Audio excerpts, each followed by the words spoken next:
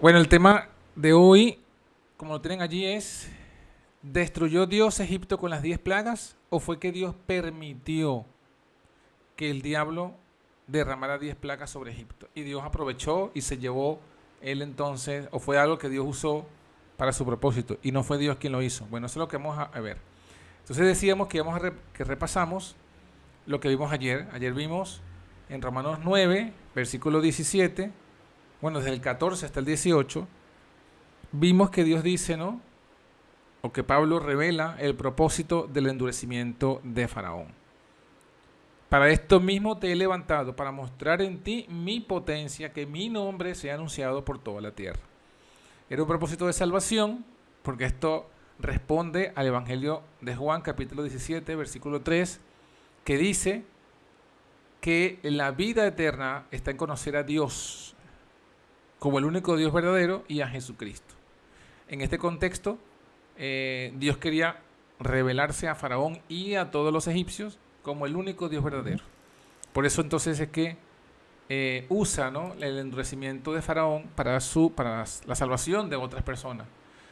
Los mismos egipcios, dice Éxodo 7:5, 7:3 y 7:5, yo endureceré el corazón de Faraón y sabrán los egipcios que yo soy Jehová. O sea que el conocimiento también iba a ir para los israelitas, para los mismos egipcios y para el mundo entero. Y al obtener ese conocimiento iban a ser salvos. Eso lo vimos el día de ayer. Y comenzamos a analizar al menos las 3 primeras plagas. La primera plaga fue sobre el río Nilo, y en los versículos que tenemos allí en pantalla dice que Dios le dio instrucción a Moisés para que castigara con este castigo, que fue las aguas que se volvieron sangre.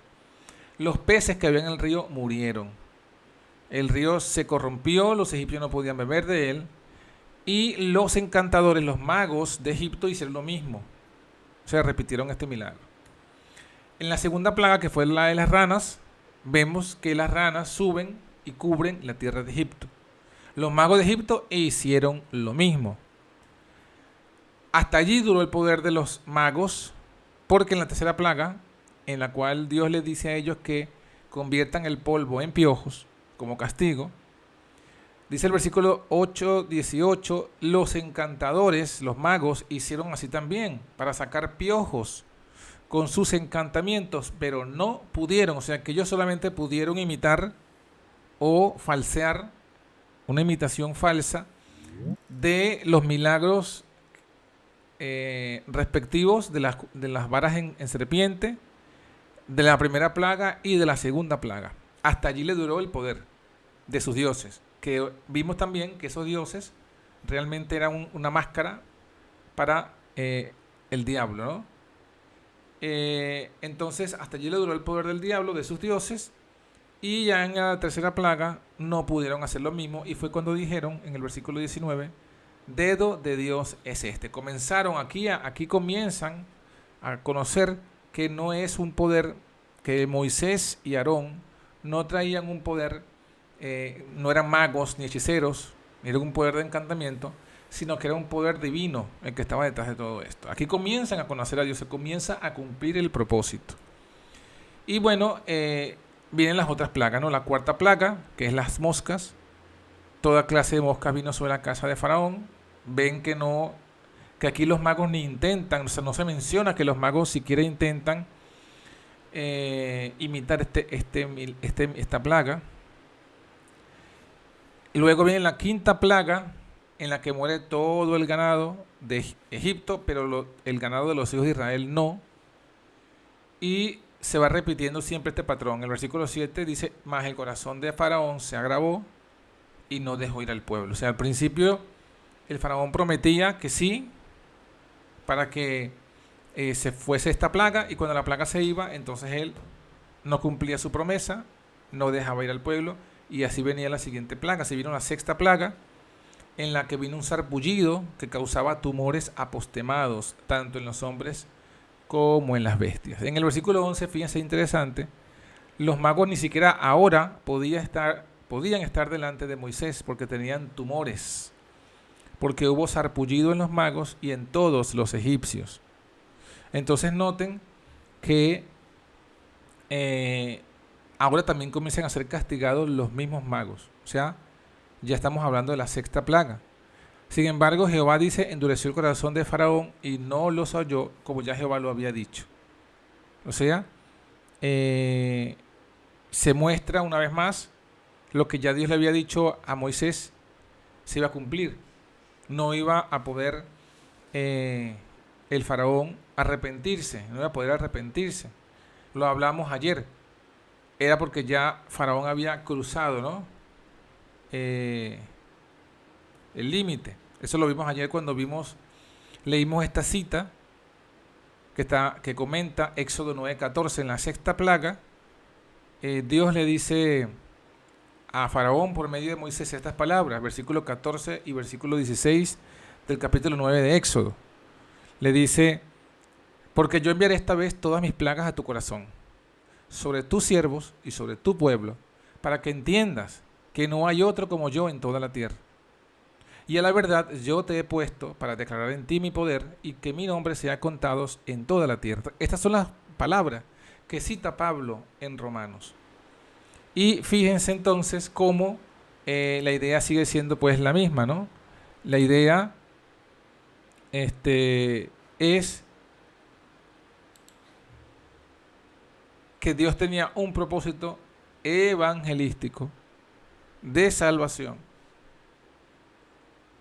con Egipto y las demás naciones, usando a Faraón, porque Faraón, vamos a decir algo que nos dijimos ayer, Faraón se había convertido en el representante perfecto del diablo. Acuérdense que el diablo, como su afán es engañar, nunca se presenta de forma clara y abierta ante las personas. No lo hizo ni en el cielo cuando comenzó su rebelión.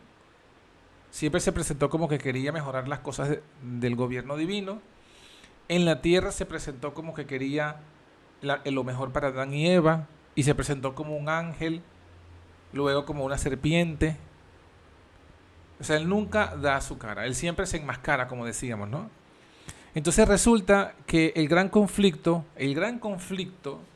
que comenzó en el cielo y que se trasladó a la tierra, es un conflicto entre dos, por así decirlo. Es un contraste que debe verse entre dos, entre el diablo y Dios, entre el diablo y Cristo. Es porque el diablo lanzó una acusación falsa sobre el carácter de Dios, sobre el poder de Dios, engañó a los ángeles sobre quién es Dios, engañó a Eva sobre quién es Dios, y en este caso, en este tiempo de Faraón y de Moisés, también había engañado al mundo sobre quién era el verdadero Dios y estos otros dioses, ¿no? Había una lucha de dioses. Había este es el gran conflicto. El gran conflicto consiste en eso.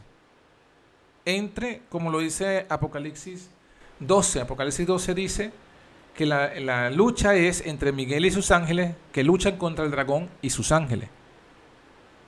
Entonces fíjense que ahora Dios quería mostrarse al mundo. Escoge su siervo, el que de todos los seres humanos era el que mejor lo representaba a Dios, Moisés.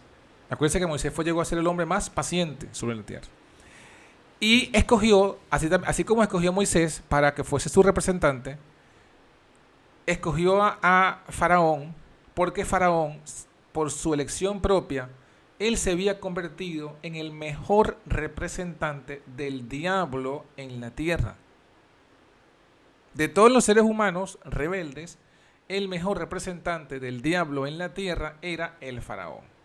Entonces por eso es que aquí dice, bueno, yo te he puesto, o sea, yo te coloqué sobre ese trono, aunque no tenías oportunidad de arrepentirte, aunque ya habías cruzado el límite de la paciencia, justamente por haber cruzado ese límite y tener todo el poder que tienes como Faraón sobre la tierra, bueno, tú eres el mejor representante del diablo en la tierra. Así como en el pasado, Nimrod había sido el mejor representante del diablo en la tierra cuando erigió su torre de Babel, ahora, en este tiempo, Faraón lo era. Es lo que dice aquí pues la cita, tanto de la Biblia como luego del espíritu de profecía. Lo dice aquí, lo leímos ayer. Por sus crímenes, Faraón, este arrogante tirano, había perdido todo derecho a la misericordia de Dios, se le había preservado la vida para que mediante su terquedad el Señor manifestara sus maravillas en la tierra de Egipto. Entonces ahí se iba a ver el contraste. También mencionamos en este contexto cuando Jesús curaba y sanaba a los endemoniados, permitía que los endemoniados manifestasen todo su poder diabólico antes de él sanarlos, para que se viera pues el contraste. Y bueno, otra cita que también leímos es que Dios pudo haber colocado en el trono a otro rey, a otro faraón más misericordioso, pero no se hubiese cumplido el propósito de Dios, que era ¿cuál? Mostrar el contraste entre el diablo y Jesucristo, entre los líderes del diablo, que en este caso era Faraón y los magos, y el líder de Jesucristo, que en este caso era Moisés y Aarón. Debía verse el contraste, debía verse el carácter de Dios, porque decíamos que no es que Dios es arrogante o narcisista, es que nuestra salvación está en conocer a quién es Dios. No se alabe el sabio en su sabiduría, ni se alabe el valiente en su valentía, mas alábese en esto aquel que se hubiere de alabar, en entenderme y conocerme, que yo soy Jehová. Eso es la vida eterna, conocer a Dios. Tanto en el Antiguo Testamento lo dice como en el Nuevo. Es una realidad única, conocer a Dios, pero como Dios nadie lo ha visto jamás, por eso es que el Dios envió a su Hijo, Juan 1:18, que dice: a Dios nadie le vio jamás, el unigénito Hijo, el único Hijo, el único que podía revelar al Padre, vino a este mundo, tomó carne de pecado y le ha dado a conocer. Entonces justamente ese es el conocimiento que se necesita. Y si en este caso, en ese tiempo, bueno, era necesario mostrar pues este contraste. Ahora vemos las plagas que van después de esta reflexión, porque esto, como dijimos, este propósito lo revela Dios a Moisés luego de la sexta plaga. Entonces, en la séptima plaga, que es el granizo, comienza a caer granizo y fuego sobre la tierra de Egipto. Por la ubicación geográfica, esto nunca había caído en Egipto. Egipto está al sur, geográficamente. Y bueno, digamos que está hacia el sur, pero no en el polo sur, sino que está hacia el sur, pero en el centro del sur, vamos a decirlo así, un poco más abajo de la mitad de la tierra. Entonces no habían estas manifestaciones de granizo que se dan o que se daban o que se dan pues en el clima del norte más frío o en el extremo sur. Por tanto, el que Dios anunciara un granizo y que mandase a preparar al pueblo, porque en la advertencia de la séptima plaga, Moisés se lo advierte a Faraón y a todos los del pueblo de Egipto, y les hace un llamado: Dios, mañana va a caer granizo, recoge tus animales para que no mueran. Y eso también era una oportunidad para ejercer la fe y para mostrar quiénes habían cambiado desde la primera plaga hasta la sexta. Porque si la salvación está en conocer a Dios, bueno, ya habían habido 6 plagas que mostraban quién era Dios. A partir de la tercera plaga vimos que ya se estaba dando a conocer que eso era de Dios. Entonces, fíjense que este es el propósito de las plagas, por lo cual no puede ser que las plagas hayan venido del diablo, porque entonces estaríamos viendo es el poder del diablo y no el poder de Dios. Y estaríamos diciendo, o los que dicen esa teoría estarían diciendo, que conocemos a Dios para salvación a través de la manifestación del poder del diablo. Fíjense lo incongruente que es esto, ¿no?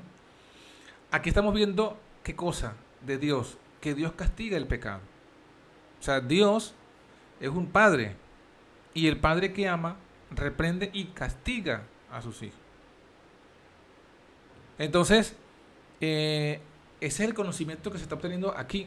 ¿Qué otro conocimiento? Que bueno, que la paga del pecado es muerte. Que ciertamente Dios tardó 400 años, porque Israel estuvo esclavo en Egipto por 430 años. Y durante esos 430 años no hubo ningún castigo, la justicia divina no se manifestaba, y el rey hacía lo que quería con el pueblo durante esos 430 años. Pero Dios tarda, que esa es parte de su nombre, ¿no? Jehová tardo en airarse,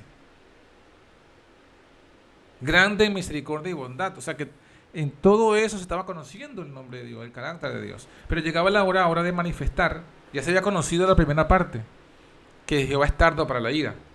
Pero debía conocerse ahora que también Dios se aira. Y que cuando se levanta su ira, viene el castigo. Entonces, bueno, vino el granizo. Aquel granizo, dice el versículo 25, hirió en toda la tierra de Egipto, todo lo que estaba en el campo, todo lo que no entró, todo lo que no creyó a la advertencia que Moisés dio justo antes de venir la séptima plaga. Los que no creyeron perecieron, ya fuesen hombres o bestias. Claro, las bestias no pueden creer, pero las bestias sufrieron por la incredulidad de sus amos. Porque los que creyeron y guardaron sus animales no sufrieron el castigo. Solamente hubo en la tierra de Gosén, donde los hijos de Israel estaban, no hubo granizo, dice el versículo 26. La octava plaga de las langostas acontece lo mismo, ¿no? Extendió Moisés su vara sobre la tierra de Egipto.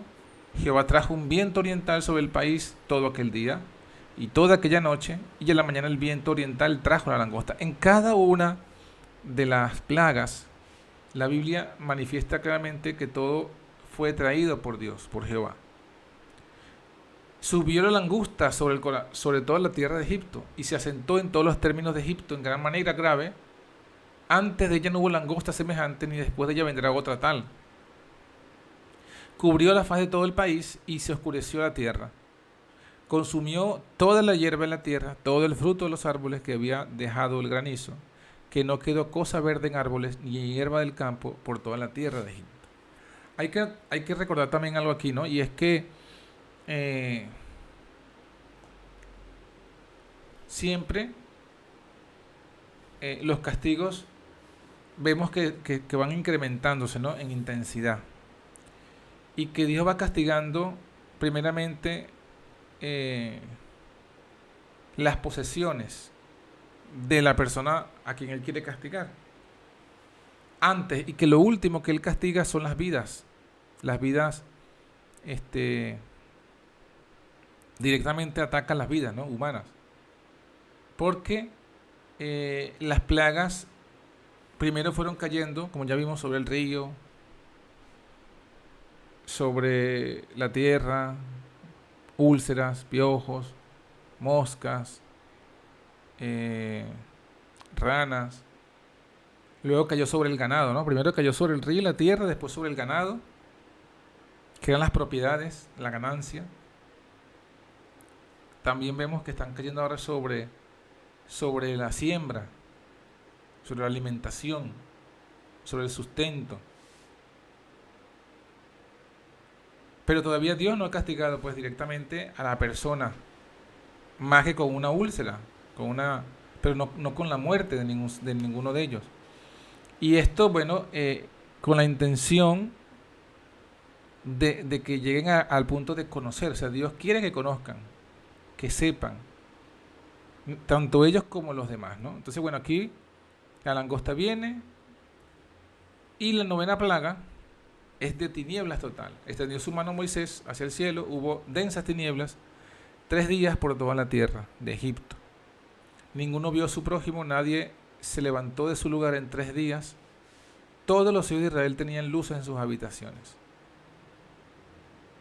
Esto era un castigo al dios Ra para ellos, ¿no? Desde la perspectiva de Egipto, aquí se manifiesta la superioridad de Jehová sobre Ra, sobre el dios Ra, porque Ra para los egipcios era el dios Sol, y bueno, ese su dios Sol fue castigado y no salió. no salió. Por 3 días. 3 días sin ver a su Dios, al Dios Sol. Y justamente fue la penúltima plaga. Sin embargo, ni aun esto hizo que Faraón se convirtiese. O sea, noten cómo la progresión pues, de las plagas nos va hablando, o la caída de las plagas nos va mostrando que esto era un castigo sobre los dioses de Egipto. Sobre los dioses de Egipto. Bien. Ahora viene la última plaga, la 10ª plaga. Ahora viene así sobre los primogénitos. Ya que vez tras vez Dios había intentado y había llamado para que liberasen a su pueblo de la esclavitud y ellos no habían aceptado. Entonces, bueno, ahora el Señor advierte sobre la 10ª plaga. Pero así como hizo con la plaga del granizo, así advierte y da una solución, una salida. Éxodo 11:4, Moisés dijo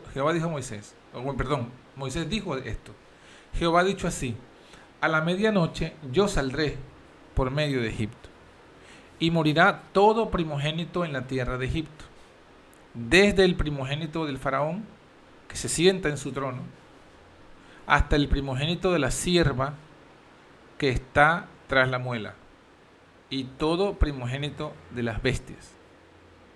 O sea, ahora viene el castigo mayor, el más doloroso, tanto para los egipcios como para el mismo Dios. Es el castigo, es la muerte de los seres que Él creó. Que creó a su imagen y semejanza, con el propósito, bueno, de que habitasen la tierra, que fuesen felices y gozosos, y dieran gloria a su Dios y Creador. ¿Por qué? Bueno, porque ya estaban entregados a la rebelión. Era un reino rebelde, oprimía al pueblo de Dios y oprimía el mundo entero, por lo menos el mundo conocido, hasta donde llegaban sus influencias. Y la opresión era, o sea, obligaba a los otros pueblos, tanto como a los israelitas, a quebrantar los mandamientos de Dios. Era un reino rebelde. Era, en este momento, el plan del diablo hecho realidad. Una dictadura mundial, obligación, esclavitud para los demás. Castigo: todo primogénito debe morir, desde el primogénito de Faraón hasta el de la sierva, hasta las bestias. Jehová dijo a Moisés, versículo 9: Faraón no os oirá, para que mis maravillas se multipliquen en la tierra de Egipto. Pues yo pasaré aquella noche, dice el versículo 12, pasaré aquella noche por la tierra de Egipto y heriré a todo primogénito en la tierra de Egipto, así en los hombres como en las bestias. Y haré juicios en todos los dioses de Egipto, yo Jehová. Y la sangre os será por señal en las casas donde vosotros estéis. Y veré la sangre y pasaré de vosotros, y no habrá en vosotros plaga de mortandad cuando heriré la tierra de Egipto. Entonces noten que aquí, en este punto, bueno, Dios mismo dice que era Él, que Él pasaría por Egipto para causar pues este castigo.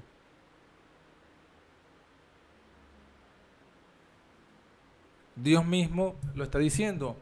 En Éxodo 4, 22 y 23 dice algo también parecido. Jehová ha dicho así. Ya esto estamos hablando, aquí nos vamos hacia atrás en el libro de Éxodo. Estamos en el capítulo 12, ahora sí vamos hacia el capítulo 4. Ya vemos lo que Dios había dicho desde el principio. Cuando por medio de Moisés había dicho estas palabras. Éxodo 4, 22 y 23. Vamos a buscarlo por aquí.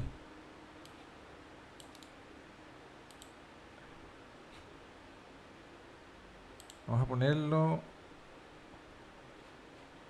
rápidamente aquí en la lámina.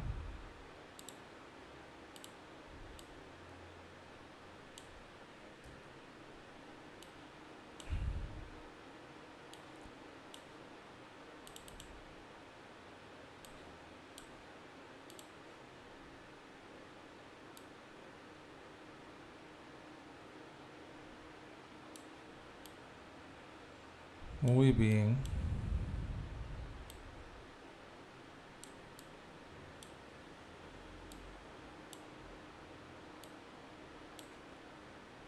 Ahí está, ¿no? Dice, creo que lo pueden ver sí.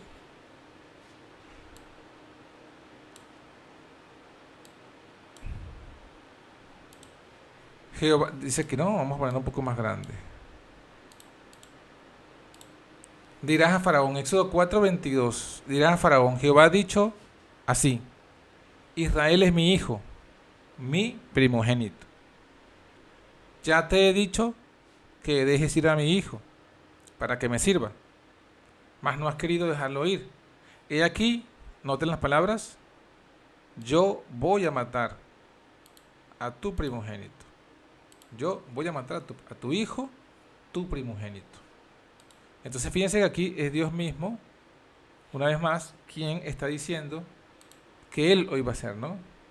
Es su extraña obra, ciertamente, pero la tiene que hacer. ¿Qué vemos aquí? Bueno, que este juicio que fue anunciado de primero, apenas llegó Moisés a Egipto, fue el último en que llegó. Se mostró entonces una vez más la paciencia y la misericordia de Dios.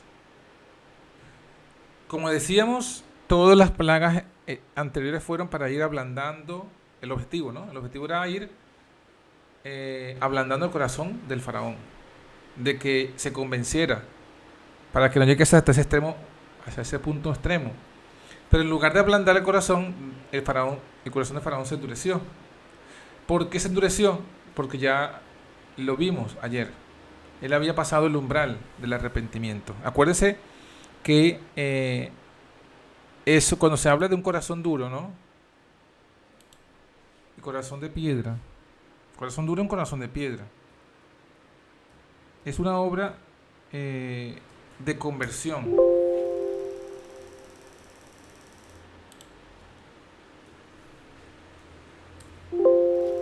Cuando se habla de cambiar el corazón de piedra a un corazón de carne, la Biblia está hablando de conversión.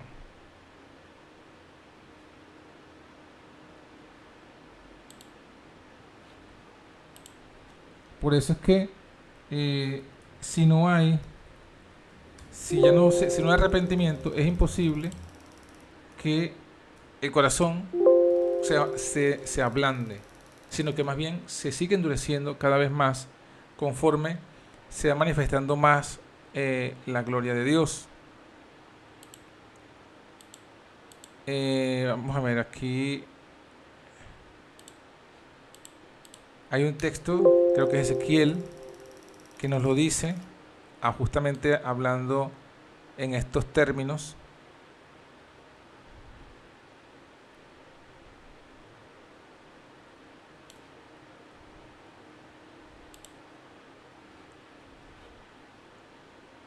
Bueno,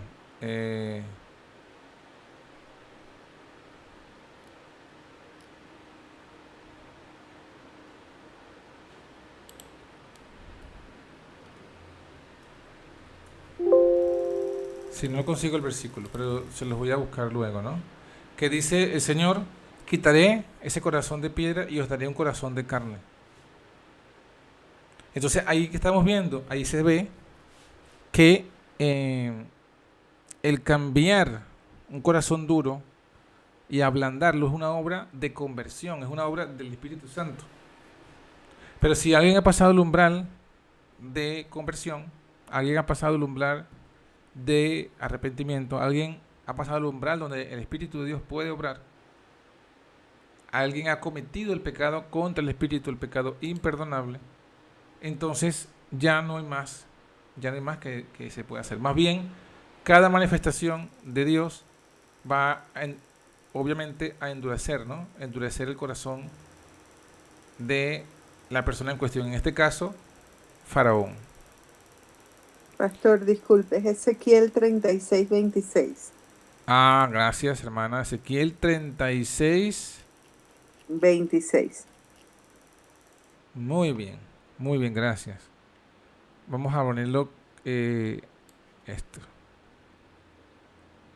Vamos a leerlo desde el 25, ¿no? Para que vean el contexto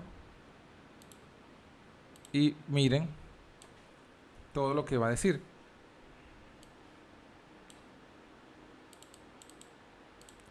Dice, esparciré sobre vosotros agua limpia.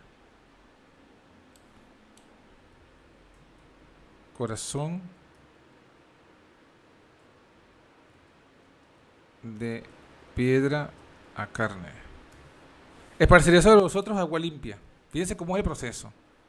Y seréis limpiados de todas vuestras inmundicias. Y de todos vuestros ídolos os limpiaré. Entonces, ¿qué es lo primero? Agua limpia. Y os daré un corazón nuevo. Pondré espíritu nuevo de entre vosotros. Quitaré de vuestra carne el corazón de piedra y os daré un corazón de carne. Y pondré de entre vosotros mi espíritu. Y haré que andéis en mis mandamientos y guardéis mis derechos y los pongáis por obra. Entonces fíjense que aquí está la clave entonces, ¿no? La clave está en que es Dios quien da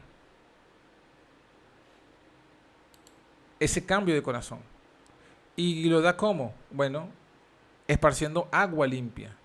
Esa agua es un símbolo del Espíritu Santo, que lo dice también en el 27. Os daré, pondré de entre vosotros mi espíritu.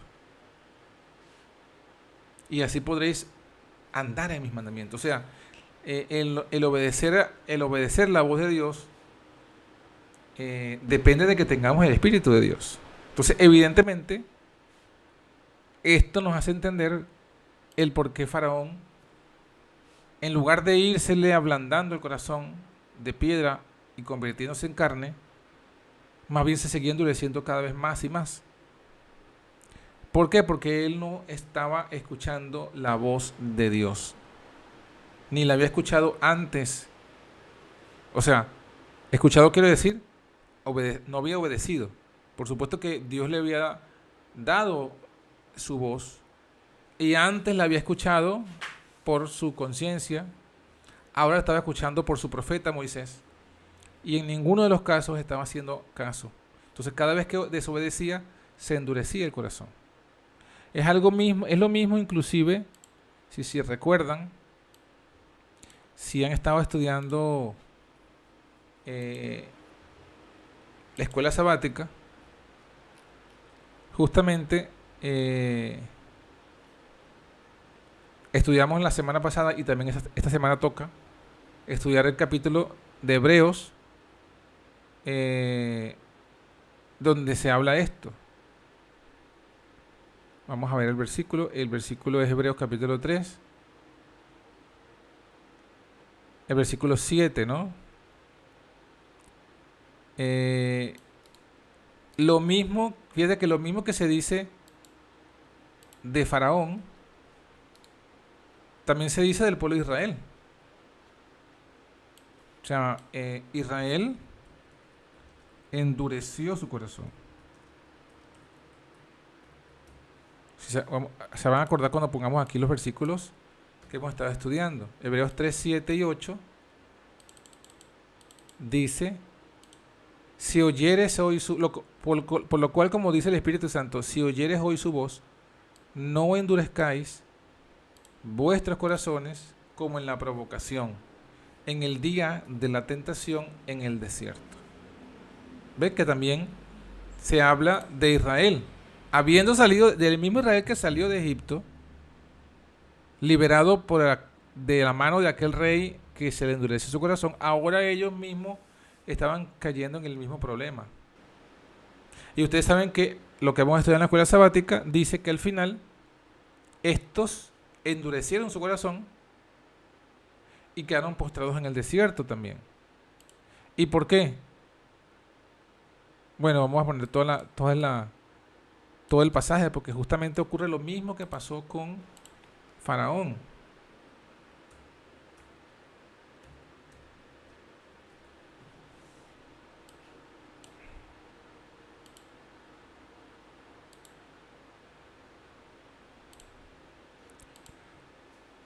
En el versículo 9, vamos a leerlo de nuevo, ¿no? Todo.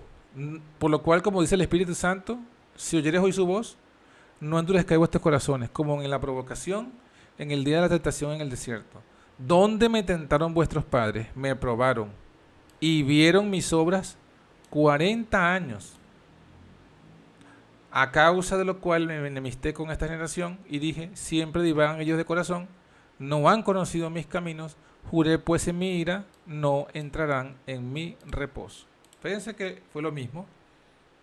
Ellos vieron las obras de Dios, así como Dios había dicho a Faraón que tenía que ver él sus obras. Y a medida que fue viendo las obras y se revelaba, su corazón se endureció más y más. Pero lo mismo pasó con Israel.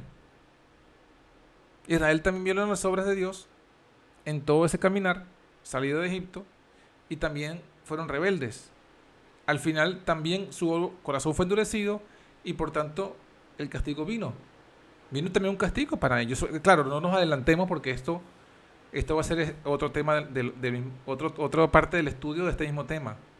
Así como Dios destruyó a los antediluvianos, así como destruyó a los de Sodoma y Gomorra, así como destruyó a Egipto con sus plagas y a los primogénitos, también vamos a ver que Dios destruyó a algunos de su propio pueblo como castigo por su corazón duro y su pecado, ¿no? Pastor, Sí, ¿podría decir algo? Porque ya son varias ideas, no se me vayan a olvidar. sí. Que está hablando acerca de esto. Bueno, estaba viendo primero algo que no había prestado tanta atención de un comentario que hizo usted con respecto a las plagas. Que las plagas no tocaron al hombre, o sea, sino hasta la 10ª plaga. O sea, es como, o sea, aún en el castigo, aún en la ira, Dios demuestra su misericordia. Sí, señor. O sea, es tan grande porque, o sea, Él está dando todavía una oportunidad, está dando una oportunidad tras otra oportunidad, aún en la reprensión, aún en el castigo, y es hasta la 10ª plaga. Ahora, viendo esto con lo de Israel, ¿no? Que estuvo 40 años en el desierto, pero no es que Dios quiera, o sea, voy a dejar que pase tanto tiempo para que endurezca sus corazones. No, ese no es el carácter de Dios. Dios quiere, dice que no ha rotado su promesa porque lo que Él quiere es que nadie perezca, sino que todos vuelvan al arrepentimiento. O sea, sobre todas las cosas, aún en su justicia, que es parte del carácter de Dios, pero siempre demuestra su misericordia. No, o sea, todo este tiempo que estuvo Israel vagando en el desierto, era para que diera la oportunidad de que se convirtieran al verdadero Dios.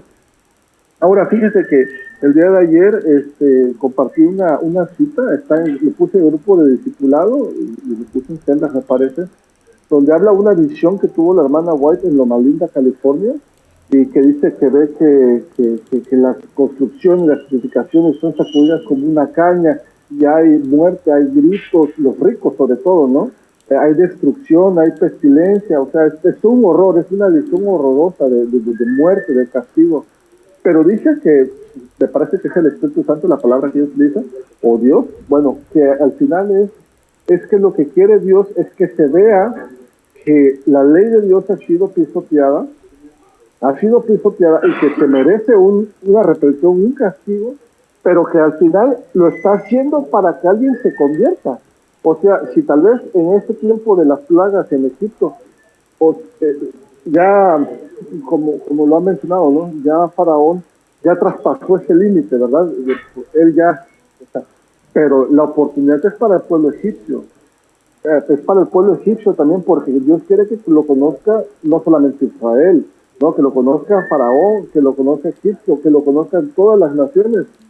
Y para conocerlo es no solamente para ver su justicia, sino para que en esa justicia Él nos da esa oportunidad de arrepentimiento, ¿no? O sea que al final de cuentas la puerta de gracia Él la mantiene abierta, pero sabemos de que todo tiene un límite, todo va a llegar a su fin. Pero lo que yo quiero sobresaltar es la misericordia de Dios, o sea, es tan grande, es inefable, que aún en el castigo Él demuestra su paciencia, demuestra su misericordia. Es un Dios tan grande el que tenemos. Ese era mi comentario, hermano. Gracias. Amén, amén. Gracias por tu comentario, hermano. Y bueno, es importante. Hay muchas lecciones muy importantes que se saca pues de toda esta historia. Y bueno, vamos a ir, siempre vamos a encontrar cosas interesantes y que Dios nos va ilustrando, ¿no? Bueno, en cuanto a la muerte de los primogénitos como tal, tenemos aquí, bueno, ya lo vimos en la Biblia. En la Biblia vimos, más atrás creo que fue, ¿no? Donde Dios mismo dice, yo voy a matar a tu hijo. Donde dice aquí, yo saldré por medio de Egipto a la medianoche y morirá todo primogénito. Por eso es que fíjense que luego dice, yo pasaré aquella noche por la tierra de Egipto y heriré a todo primogénito en la tierra de Egipto.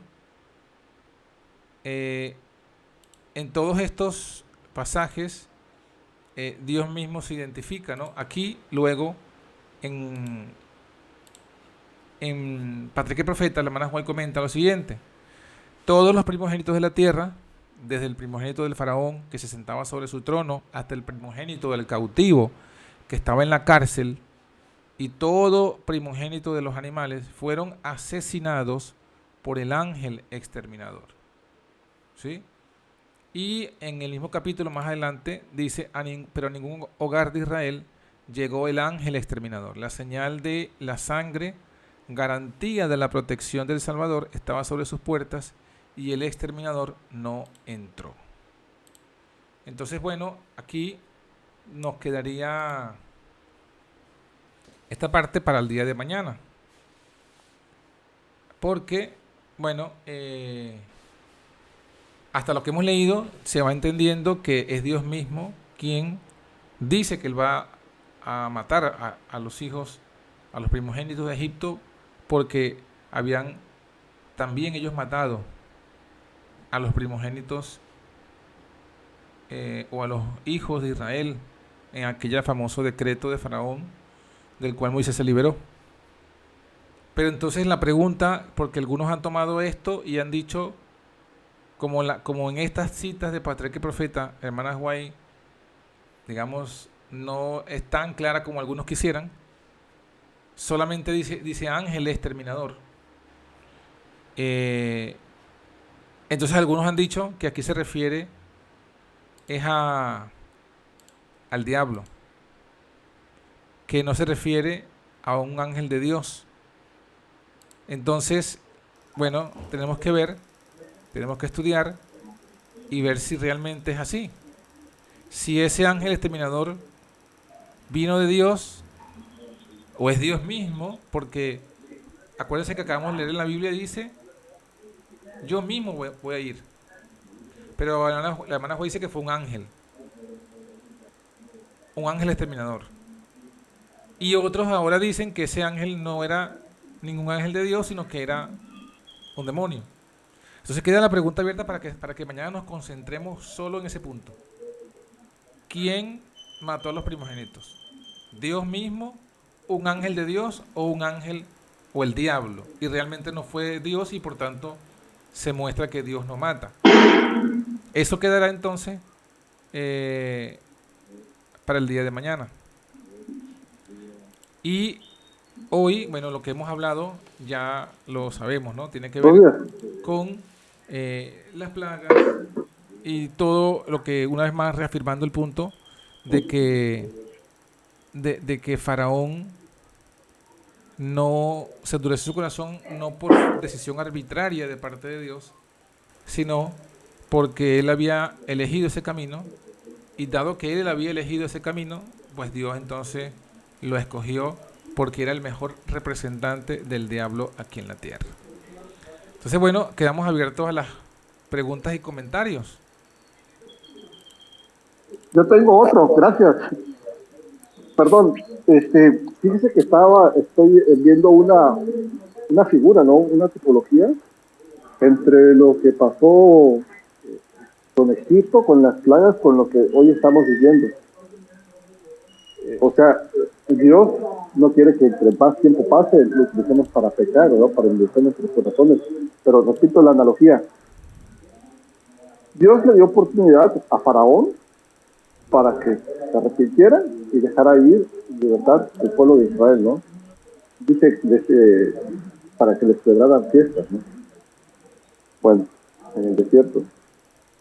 Vamos que a medida, no sé si hay algún registro. Bueno, pero también esto era para Israel, ¿no? Era también para Israel, porque Israel estuvo en cautiverio casi 5 siglos, ¿no? Entonces se habían olvidado también del verdadero Dios y también era para que Dios conociera el verdadero Dios. Pero dice la hermana White de que ahorita lo que estamos viviendo en estos tiempos finales, los últimos días son gotas de la ira de Dios, ¿no? Que va a ser vaciada, ¿no? O sea, y por eso es de que vemos de que creo que desde el siglo XIX o a la fecha, los terremotos, los huracanes, los maremotos, los tsunamis han venido creciendo en mayor frecuencia, ¿no?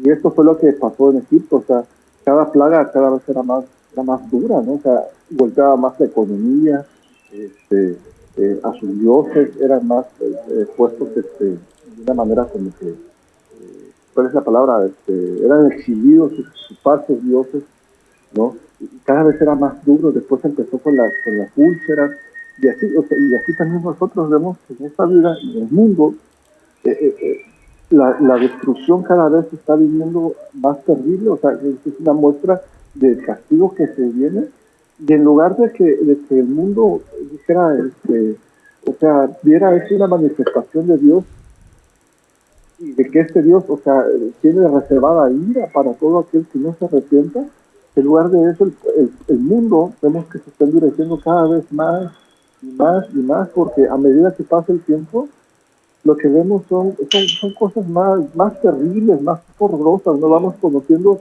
cómo el hombre cuando cuando no sigue a Dios, cuando es el diablo, cuando es su espíritu quien lo guía, vemos que el hombre es capaz de hacer cosas horrorosas, ¿no? Lo que se está haciendo con los niños, con esa esclavitud sexual a niños, estas cuestiones de canibalismo, de no cosas terribles, de rituales satánicos, y eso es por una parte del mundo, pero el resto del mundo no está tampoco tan libre de pecado, ¿no? Porque vemos la inmoralidad que está, o sea, todo va de mal en peor, pues, ¿no?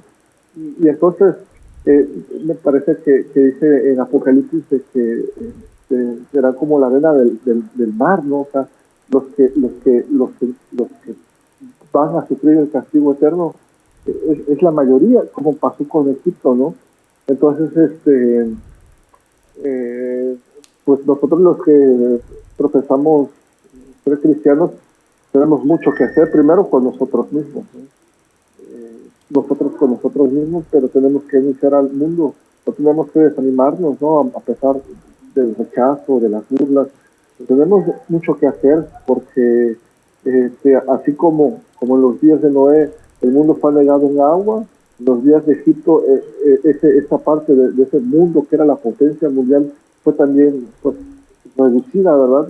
Fue castigada, fue exterminada.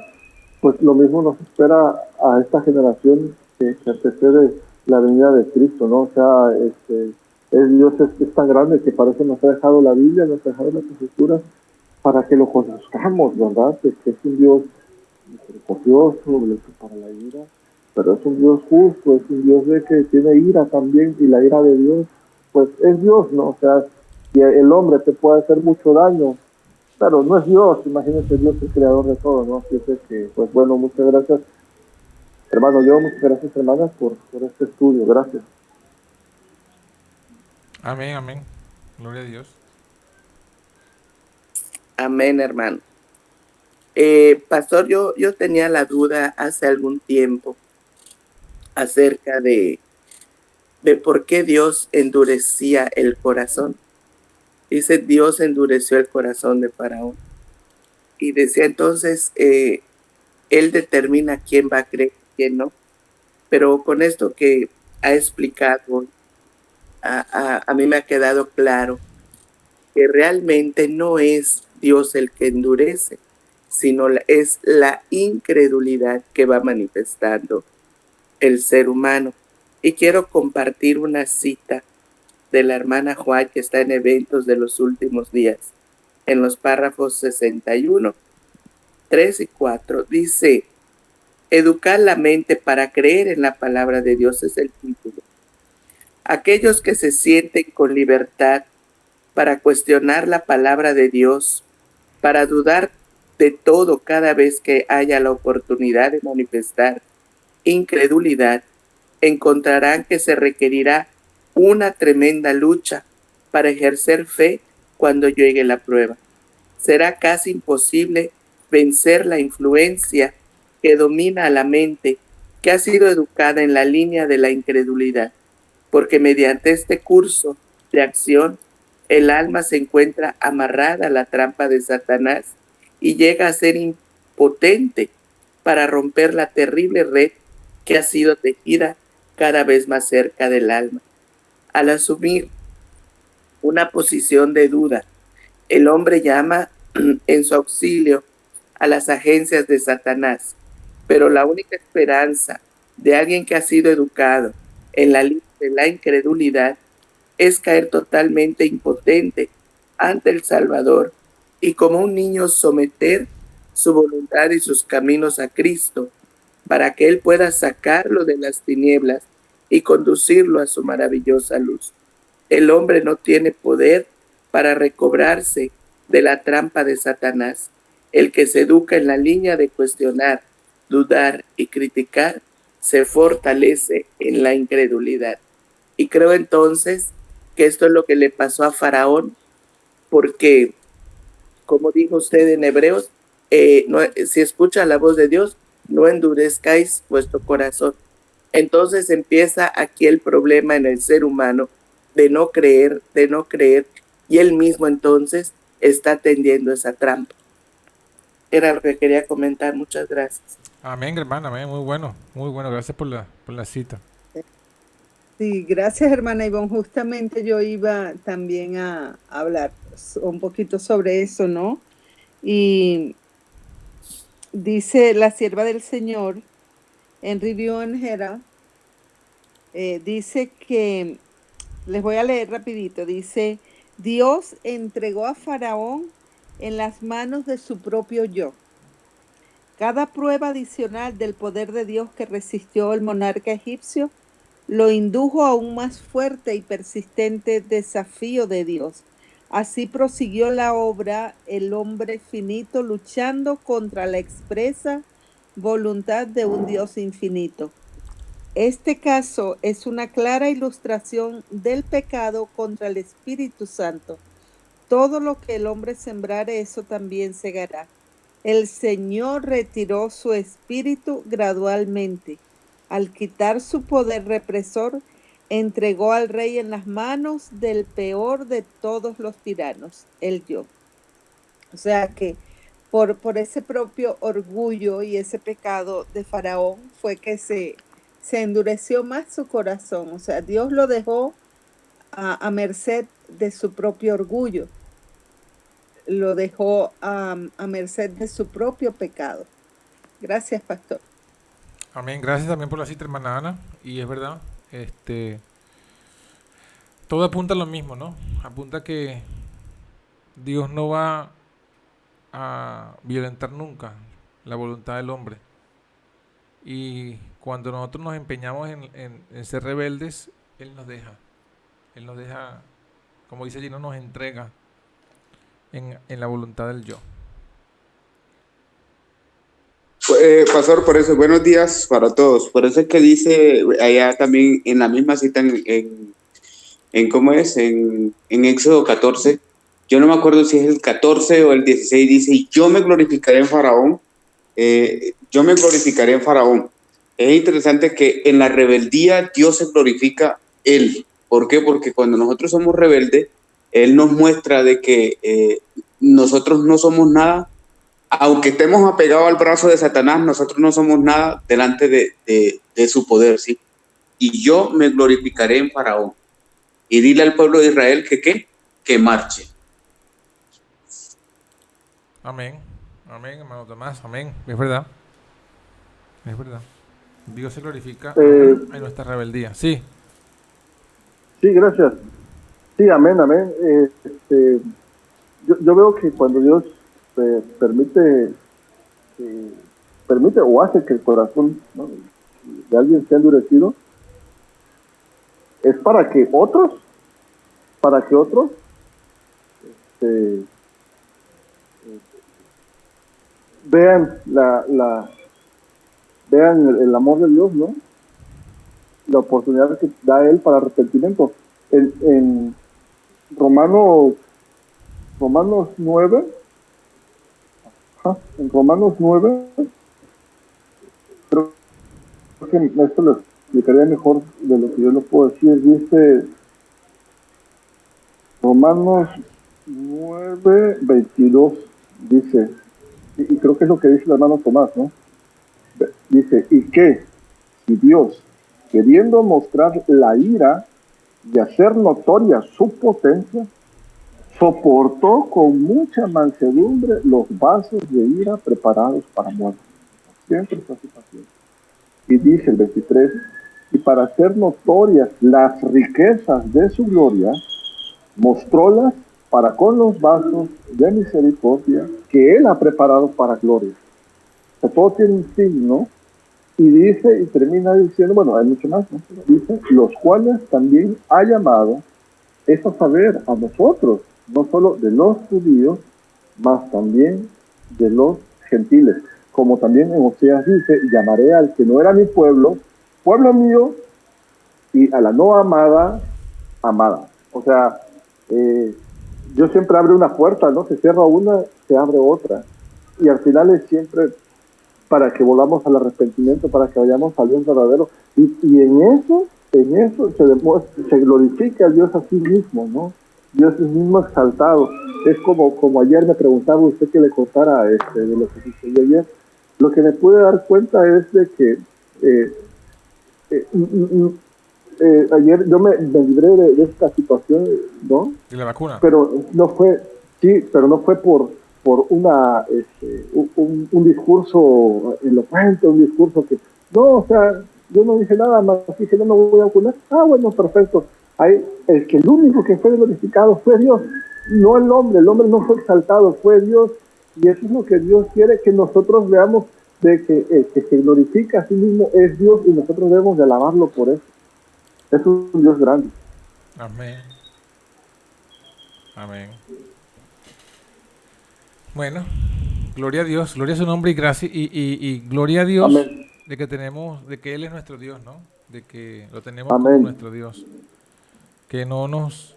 Estas son cosas que tenemos que tener presente ahora más que nunca, porque así como ya lo está testimoniando Fred, a nosotros también nos va a tocar pronto, muy pronto, en todas las redondeces de la tierra nos va a tocar ser probados. Ya no será por una vacuna, ya no será por la comida del rey, la vacuna del rey o la bebida del rey, sino que va a ser por el día de reposo del rey de este mundo. Entonces tenemos que ser, así como Daniel fue fiel al principio de su cautividad y eso lo fue preparando para ser fiel en la prueba mayor, también tenemos que hacerlo nosotros.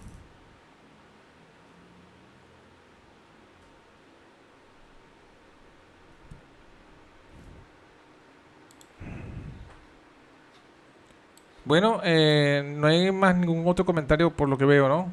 Entonces, bueno, podemos dejar hasta aquí el estudio por hoy y mañana terminamos esta parte enfocándonos específicamente en el ángel destructor. ¿Quién era este ángel? ¿Vale? Amén. Bueno, vamos a orar. Amén.